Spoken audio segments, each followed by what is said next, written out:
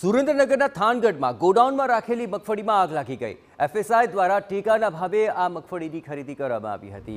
50,000 જેટલી મગફળીની ગુણીઓ બળીને રાખ થઈ ગઈ છે।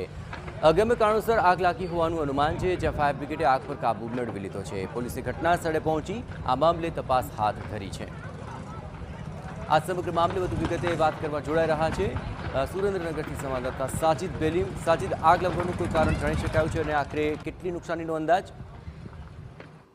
जो बात કરવામાં આવતી છે થાનગઢ ખાતે જે એફસીઆઈ નું ગોડાઉન છે, આ ગોડાઉનની અંદર જે થાનગઢ તાલુકાના જે મગફળીના વેપારીઓ છે તે મગફળીના ખેડૂતો પાસેથી મગફળી જે સરકારના ટેકાના ભાવે ખરીદ કરી અને આ ગોડાઉનમાં રાખવામાં આવી હતી। ત્યારે જો વાત કરવામાં આવતા વહેલી સવારે જે આ મગફળીનું ગોડાઉન છે તેમાં અગમ્ય કારણોસર આગ લાગી હતી ને હજી આગનું કારણ જાણવા મળ્યું નથી। પરંતુ જો વાત કરવામાં આવતા આ ગોડાઉનની અંદર 50,000 જેટલી અંદાજે મગફળીની બોરીઓ હતી ને આ બોરીઓ જે છે તે બળીને ખાક થઈ ગઈ છે અને કરોડો રૂપિયાનું નુકસાન થયું છે સરકારને।